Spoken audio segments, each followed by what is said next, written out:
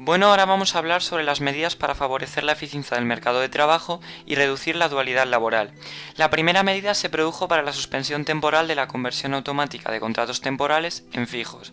Por modificación del artículo 5 del Real Decreto Ley 10/2011 del 26 de agosto de medidas urgentes para la promoción del empleo de los jóvenes, el fomento de la estabilidad en el empleo y el mantenimiento del programa de recualificación profesional de las personas que agoten su protección por desempleo y la suspensión temporal de la aplicación del artículo 15.5 del Estatuto de los Trabajadores. El citado artículo 15.5 del Estatuto de los Trabajadores, en suspensión temporal, establece que aquellos trabajadores que en un periodo de 30 meses hubieran estado contratados con una misma empresa o grupo de empresas adquirirían la condición de trabajadores fijos. Respecto a la segunda medida de la extinción del contrato de trabajo, encontramos tres tipos de despidos. El primero de estos despidos es el despido colectivo. Mediante la modificación del apartado I del artículo 49.1 del Estatuto de los Trabajadores, se suprime el requerimiento de autorización para poder extinguir contratos por despido colectivo, fundado en causas económicas, técnicas, organizativas o de producción. El despido colectivo deberá ir precedido de un periodo de consultas con los representantes legales de los trabajadores, que deberá versar, como mínimo, sobre las posibilidades de evitar o reducir los despidos colectivos y de atenuar sus consecuencias. Una vez comunicada la decisión a los representantes de los trabajadores, el empresario notificará los despidos individualmente a los trabajadores afectados. No obstante lo anterior, deberán haber transcurrido como mínimo 30 días entre la fecha de la comunicación de la apertura del periodo de consultas y la decisión empresarial podrá ser impugnada. Por último, cabe destacar que la anterior redacción de la normativa Real Decreto Legislativo 1/1995 establecía que los trabajadores cuyos contratos se extinguiesen de conformidad con un procedimiento de despido colectivo tendrían derecho a una indemnización de 20 días de salario por año de servicio, prorrateándose por meses los periodos de tiempo inferiores a un año, con un máximo de 12 mensualidades. En el segundo tipo de despido encontramos los despidos colectivos que afecten a trabajadores de 50 o más años. Por modificación de la disposición adicional 16ª de la Ley 27/2011 del 1 de agosto sobre actualización, adecuación y modernización del sistema de seguridad social, se establece que aquellas empresas que ejecuten despidos colectivos que afecten a trabajadores de 50 o más años de edad estarán obligadas a efectuar una aportación económica al Tesoro Público, cuando concurra alguna o más de una de las siguientes circunstancias. La primera de estas es que los despidos colectivos sean efectuados por empresas o por grupos de empresas de más de 500 trabajadores. Que, aun concurriendo las causas que lo justifiquen, las empresas o el grupo de empresas que efectúe los despidos hubieran tenido beneficios en los dos ejercicios económicos anteriores. En cualquier caso, para el cálculo de la aportación económica, cuando proceda, se tomarán en consideración el importe de las prestaciones y subsidios por desempleo de los trabajadores de 50 o más años de edad afectadas por el despido colectivo. Por último, encontramos el despido por causas objetivas. En lo referente a extinción de contratos de trabajo por causas objetivas, la nueva reforma laboral establece dos variaciones con respecto a la anterior legislación, introducidas a través de la modificación de los apartados B y D del artículo 52 del Estatuto de los Trabajadores. En primer lugar, se establece que antes de tomar la decisión de extinguir un contrato por falta de adaptación del trabajador a las modificaciones técnicas operadas en su puesto de trabajo, el empresario deberá ofrecer al trabajador un curso dirigido a facilitar la adaptación a las modificaciones operadas. En segundo lugar, se establece que podrá extinguirse objetivamente un contrato por faltas de asistencia al trabajo, aún justificadas, pero intermitentes, que alcancen el 20% de las jornadas hábiles en 2 meses consecutivos, o el 25% en 4 meses discontinuos dentro de un periodo de 12 meses. A los efectos de lo anteriormente expuesto, no se computarán como faltas de asistencia aquellas ausencias que se produzcan bajo alguno de los siguientes supuestos. El primero de estos supuestos es ausencias debidas a huelga legal por el tiempo de duración de la misma, ejercicio de actividades de representación legal de los trabajadores, accidente de trabajo, maternidad, licencias y vacaciones, enfermedad o accidente no laboral cuando la baja haya sido acordada por los servicios sanitarios oficiales y tenga una duración de más de 20 días consecutivos, riesgo durante el embarazo y la lactancia, enfermedades causadas por embarazo, parto o lactancia, paternidad, ausencias motivadas por la situación física o psicológica derivada de violencia de género, acreditada por los servicios sociales de atención o servicios de salud, según proceda. Los 4 últimos supuestos referidos son introducidos en el texto normativo a través de la redacción de la nueva reforma laboral. Los restantes ya figuraban en la redacción anterior del Estatuto de los Trabajadores, Real Decreto Legislativo 1/1995. La tercera medida trataba sobre el abaratamiento del coste de despido. Por modificación del artículo 56.1 del Estatuto de los Trabajadores, queda establecido que cuando un despido sea declarado improcedente, el empresario, en el plazo de 5 días desde la notificación de la sentencia, podrá optar entre las siguientes opciones. Por un lado, la readmisión del trabajador, con abono al mismo de los salarios de tramitación, y por último, el abono de una indemnización equivalente a 33 días de salario por año de servicio, prorrateándose por meses los periodos de tiempo inferiores a un año, hasta un máximo de 24 mensualidades. La indemnización será de aplicación a los contratos suscritos a partir de la entrada en vigor de la presente reforma laboral. Para aquellos contratos formalizados con anterioridad a la entrada en vigor de la reforma laboral, será de aplicación la indemnización de la anterior reforma. La última medida trata sobre el Fondo de Garantía Salarial, FOGASA.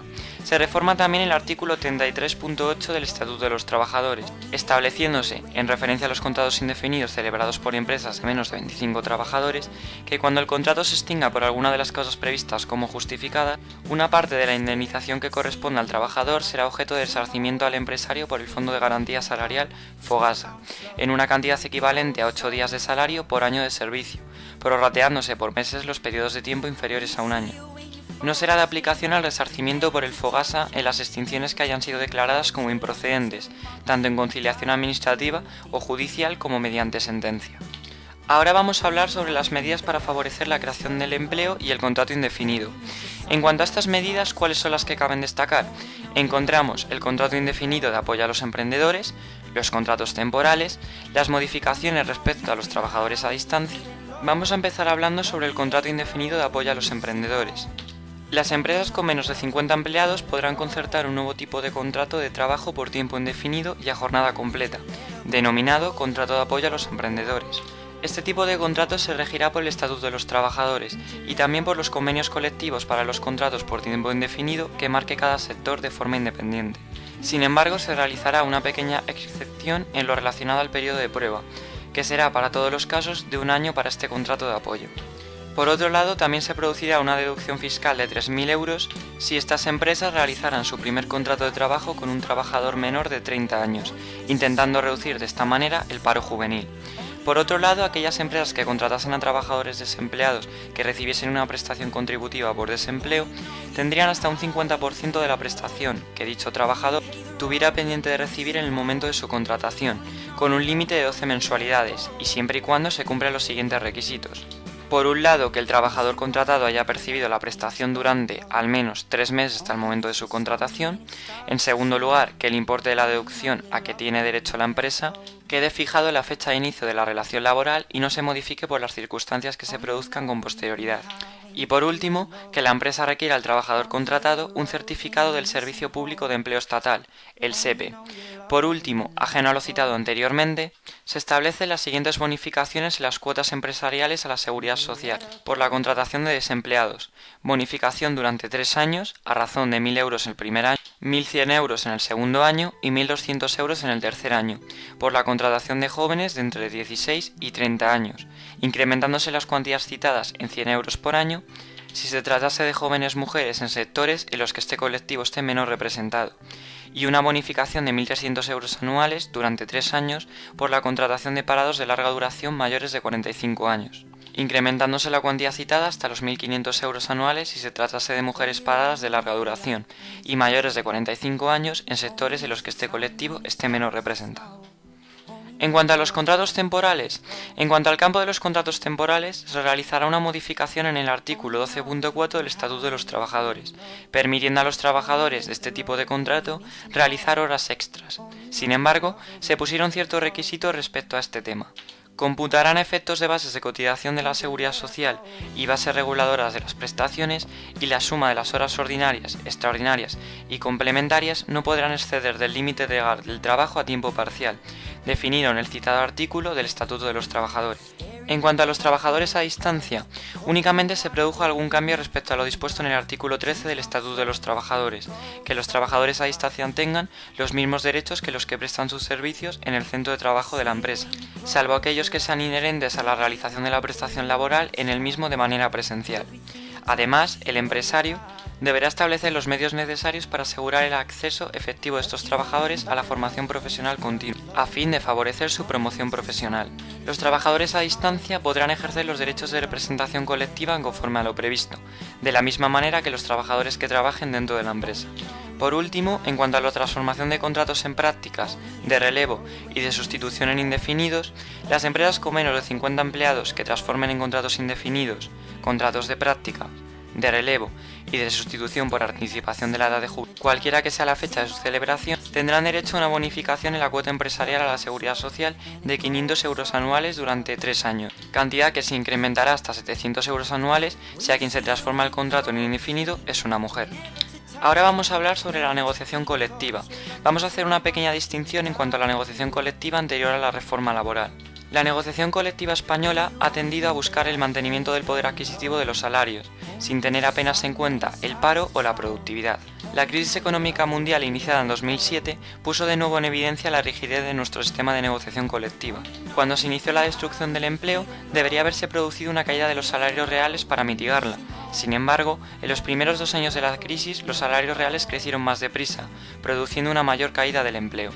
En la reforma laboral del 2012 se introdujo por primera vez en más de 30 años cambios profundos en la regulación de la negociación colectiva, acercando nuestro marco legal a los de la mayoría de países europeos. Esta reforma fomentó la descentralización, dando prioridad a los convenios de empresa frente a los del sector. Limitó 1 año la extensión automática de los convenios vencidos, la ultraactividad, frente a la duración indefinida anterior. Facilitó ligeramente los descuelgues de empresas con respecto al convenio del sector, permitiéndolo siempre y cuando exista un acuerdo con los representantes de los trabajadores. Y por último, se redujeron los obstáculos para la flexibilidad interna. Todas estas medidas permiten un ajuste más rápido de las condiciones laborales a cambios en la situación macroeconómica, una mayor libertad para acordar condiciones que se ajusten a la situación de las empresas, sobre todo en periodos de crisis.